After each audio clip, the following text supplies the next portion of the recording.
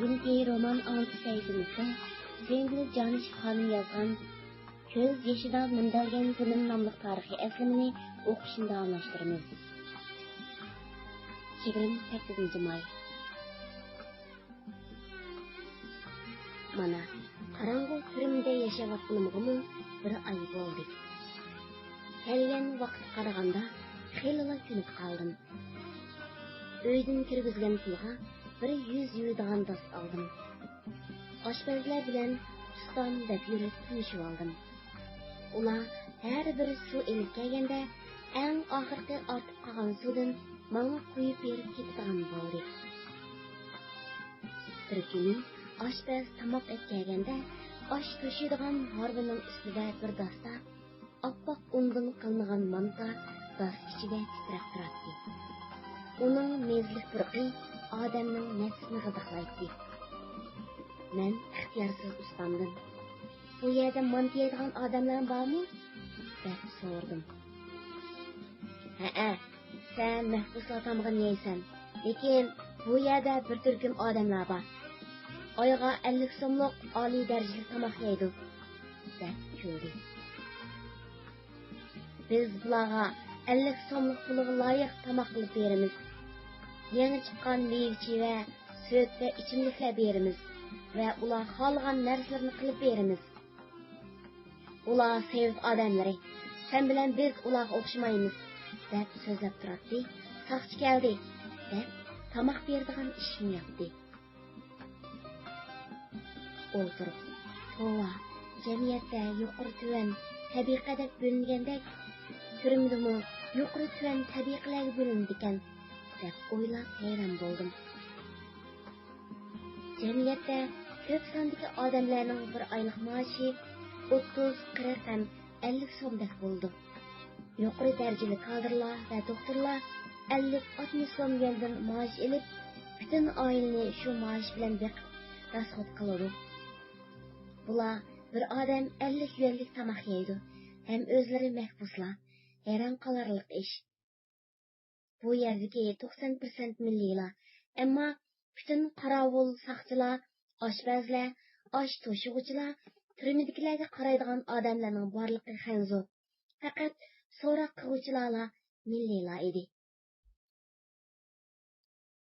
Bir kuni qattiq yomg'ir yog'ib, men yotgan kamerning hamma yerdan suv o'tib ketdi. Faqat ishtiyo'dla suv o'tmagan yerga o'rin ko'rplarimni elib kelib, bir kecha o'ltirib chiqdim. Әтсі қарсам, yomg'ir o'tgan yerlar oppoq bo'lib, butun tom ola-bula bo'lib qoldi. Shuningdan keyin tomni yusam oqirdigan o'xshaydi deb o'yladim. Turmaga har kuni 6 martaba suv aklab berdi. Men har qatim beradigan suv bilan uyning temini yuvishga boshladim. Bir hafta deganda kamerning 4 temining hammasini yuvib chiqdim. Rost degandek, uyning ichi oqartgandek oppoq bo'lib, kamerning ichi ko'ngillik, pokiza ham yo'riq bo'lib qoldi. Olma o'rqi rangida bo'yalgan taxtay ham tom ishkablarni kunga 2 martaba yuvib chiqaman. Ondan boshqa bosh ko'zlarimni yuvaman. Kamerni shundoq pokiza tozalab tutdimki, hatto taxtayga oq kiyimlarimni yeyib qursam, bir tal dog' tegmay quratdi. Bir kuni hojat vaqtida men yotgan kameraga turm boshlig'i va bir qancha odamlar kirib, tomoq qarab so'zlashib turibdi. Men hojatxonadan kirganda turma boshlig'i: "Sen bu tomni qandoq oqartding?" deb mendan hayron bo'lib so'radi. Men "Yudim" desam ishonmagandek bo'lib tomni tutib ko'rdi. Endi tug'an xanzu: "Bular doktor emasmi? Tozlikni yaxshi ko'rdi", dedi. Turma boshlig'i: "Men shuncha yillar turmada ishlab yurib, turmani bundoq pokiz tutgan mahbusni ko'rmaganman. Ko'rdingmi? Topgan amalingni. Kimning yodiga keldi? Bu yerda doktorlarmi va qizlarmi yotdi? Lekin ular kunda emas, haftasiga bir martami o'z yotgan uyni yuvishga qo'shaqmaydi. Shunlashqa ular yotgan kameraga odam kirgil bo'lmaydi. Sesiq paskin edi. Mana bunun kameraga kirsang, oyoq izing tushib qoldi, deyishib, hayron qilib chiqib ketdi. Ular degandek, men hojatxonadan qaytib kirganda, kameraga qancha odam kirganligini mangan oyoq iziga qarab biletdim. Tushdan keyin o'ltirsam, Sajidaning ovozi anglandi. Seni qaylarda yursang erkem, oltinim köleş yüzü erkem. Kilersin dep meni ümit item, meni senin sağınıp kötem. Degen erkem jirni jirildi. Men Sajidaning ovozini anglab, o'rnimdan sakrab turib, derazega yamashdim. O vaqtlarda derazlarning aynigini oq sirlar bilan sirlab, ustiga echilgan qilib qo'ygandi. Faqat bir g'erish kenglikdagi osmon yuzidan boshqa hech narsani ko'rgili bo'lmaydi. Shundaqdimi, men kesak bilan derazaning ramkasi orasidagi inchki yuchuqidan yaqin kelib taladikilarni ko'ratdim. Menmu Sajidaning jirning oxiriga qo'shilib aytishga boshladim. Sajidani elib chiqqan Xanzo birda Sajidaga yugurib, "Bu yoqqa o't, naqsh etma" desa, birda kamerning derazasi oldiga yuguribdi. Bizning naqshimizga 4-zalning bir kamerdan bir erkishning ovozi qo'shilib, naqshi aytishga boshladi. Shuning bilan Sajidani bizdan yiroq elib ketdi. Qarasam, Sajida ustiga yeshil palto kiyyapti. Putida o'tik, rangi oqib, o'rqlab qapti. Bu bechora qanday qilayotgandi, deb o'yladim. 4-zaldagi naqshga qo'shilgan odam ustozim Mahmud Avzi ekan deb o'yladim. Chunki ovozini o'xshatdim. Keyingi vaqtlarda anglasam, turmida og'rib yetib, turmda o'lib ketgan o'xshaydi. Anlab, ko'nglim bek yerim bo'ldi. 10-iyun. Bugun yana so'roq kelib chiqdi. Ular mendan: "Qandoq, turm hayoti eg'rim ekan, qandoq his qilyapsiz?" deb so'radi. Hech qandoq emas. Odam balları do'zaxqimi 3 kundan keyin o'gindi deydi. O'ginib qoldim, dedim. Ali Yusuf: "Undaq bo'lsa, o'z jinoyatingiz, xatolig'ingiz ustida qandoq o'ylandingiz?" dedi. "O'ylangudek jinoyatim yo'q. Xatolig'im yo'q. Bizning mustaqillik davoyimiz haqliq. Men hech qanday xatolik deb tunimayman", dedim. "Undaq bo'lsa, men sizdan bir narsani so'ray. Xinjiang Xitoyning ayrilmas yerimi? Undaq bo'lsa, Xinjiang tarixi xato yozilganmi?" deb so'radim. Ali Yusuf ochiqlangandek bo'lib, qapoqlari tushib, birozdan keyin: "Xinjiang azaldan mustaqil davlat bo'lib, tarixda yozilgan to'g'ri. Lekin sotsializmning doisi lelin, sotsializmni cho'ng davlatlar bilan birlashib qurish bu nihoyatda yaxshi ish degan. Jungo davlati bilan birlashib sotsializmni qursak, buning nari yomon. Bu narsalar ustida ortiq bosh qotirish sizlar uchun foydasi yo'q. Siz maktabdan yuk taxlaringiz kelgandan keyin o'z taqdiringiz haqida bir xulosaga kelgansiz", dedi.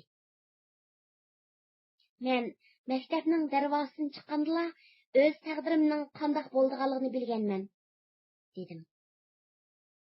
"To'g'ri, siz bilgan bilan u hayotni boshdan o'tkazmak oson emas. Biz faqat sizlar uchun qayg'uryapmiz. Sizlar qiz bola, yosh umringlar zoyi bo'lib ketadi deb eg'ir ichinyapmiz. Men sizga bir narsani dey. Oblikim nima uchun qo'lga ilinmay qoldi bilamsiz? Umu sizlarga o'xshash tashkilotni dastlab qurg'uchi asosliq odamning birisi bo'lgan. Uning jinoyati sizlarninkidan ortiq bo'lmasa kam emas. Sinf tarkibimi boy dehqonning o'g'li. Nima uchun qo'lga ilinmay qoldi bilamsiz? Siz ta hozirgacha uning masalalarini o'z ustingizga elib, uni aqlab kelsiz. Sizlarni kim tutib berganini bilamsiz? Yo'q, bilmayman, dedim. Oblikim oldi bilan kirib, fosh qilib, hamma narsani aytib bergan shu. U masalani yaxshi topshirganligi uchun partiya uningga kamchilik qilib, hatto maktab ichida chora ko'rilmadi. Buni bilindinglarmi? dedi. Bu so'z menga qattiq bilindi. Ishinib yurgan yaqin do'stlardan kelgan satqinlik odamga alam bo'ldi ekan.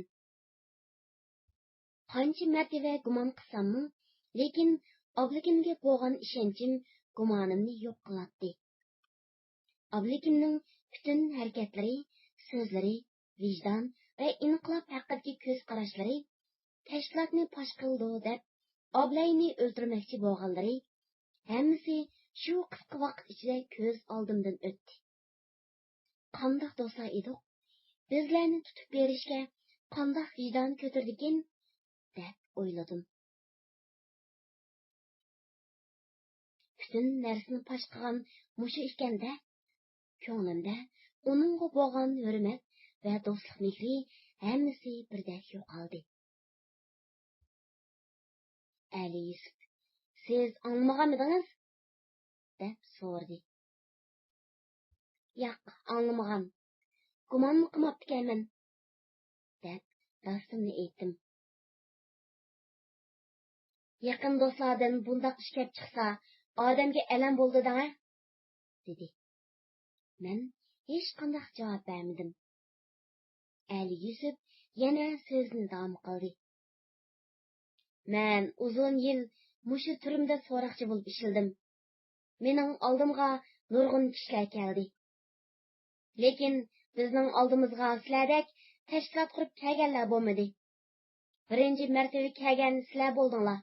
Ham bundaq siyosat, ish va tashkilot ishlari bilan kelgan qizlardan siz sajida ishkila bo'ldinglar.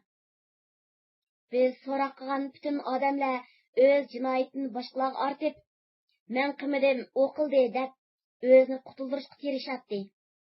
Endi sizlar bo'lsanglar, boshqalarning ishi bo'lsa-mu, men qildim deb o'z ustinglarga olsizlar. Tashkilot qurish masalasini o'tirg'i kim qo'ydi degan masalada siz men qo'ydim deysiz. Obliz men qo'ydim deydi. Qaysinglar o'tirib qo'yganligini bilib bo'lmadi. Sizlar ajoyib ekansizlar. Boshqalarga o'xshamaydi ekansizlar, dedi. 5-iyul. Yolg'izlik nima degan yomon? Bir kuni o'ltirsam, bir yo'g'on chivin g'o'ng'illab uchib kirib keldi. Tova, ajoyib. Uning kirganligimi xushal bo'lib, chiqib ketmaskan deb yolg'izligimda uni bir jon bilib chiqib ketmasligini xohladim.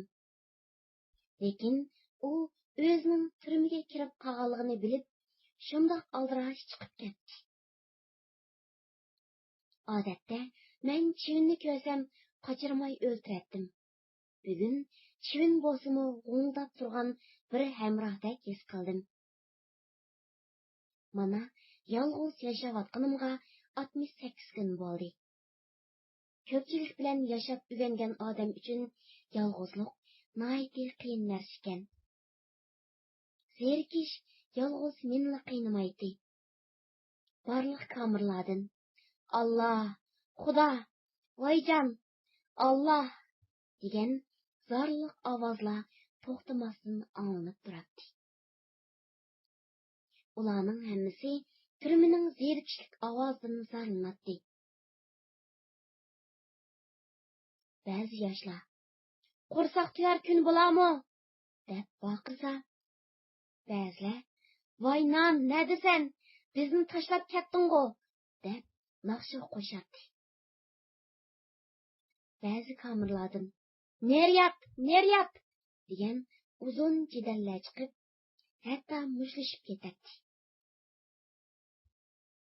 Bir kuni mushlashgan bolalarning birisini elib chiqib, putiga ishkal soldi. Puti og'rib ketdimi bilmayman, vaqab yig'ilgan edi. Kamerning ichida ko'nglim chidamay, birdan ishga kelib, tınışıp gördüm. Ahiri derizige yamışıp çıkıp 4-nji zaldaki kamerlardan "Nima boldy?" dep ahval sorap qarasam, mushlashgan ekan.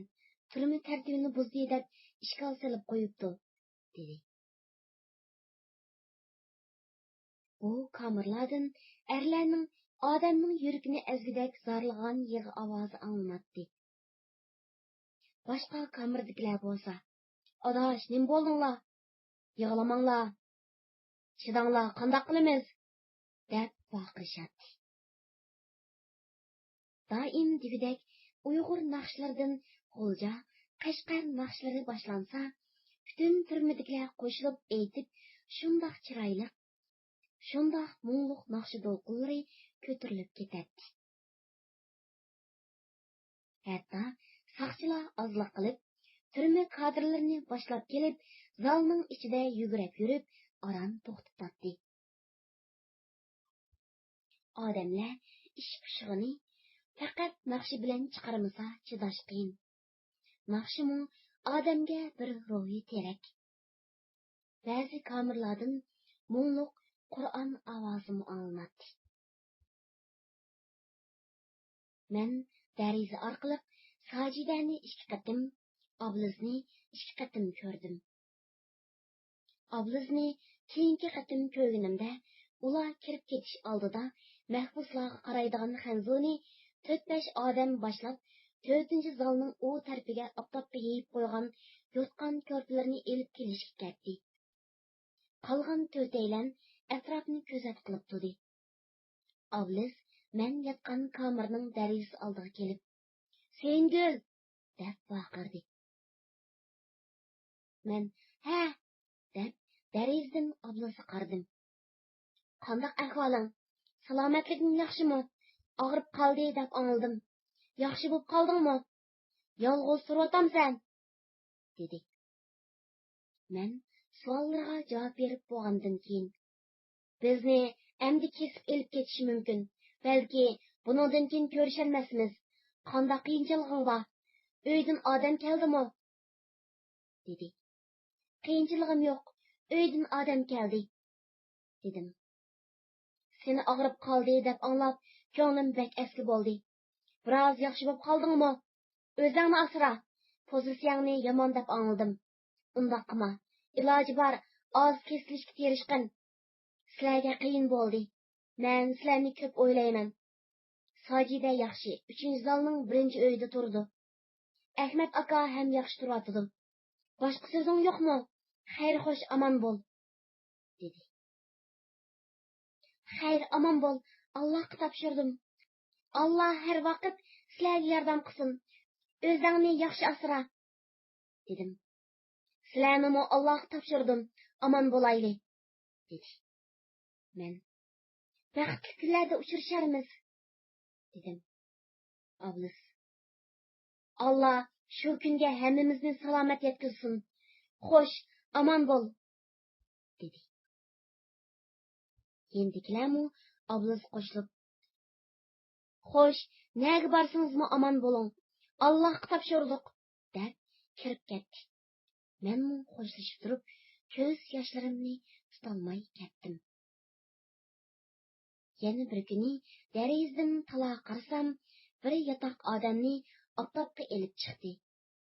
Bularning hammasining yosh qurami o'rta yoshlik cho'ng odamlar bo'lib, bularning choch soqollari o'sgan, o'zlari o'roq, chiroylari seriq.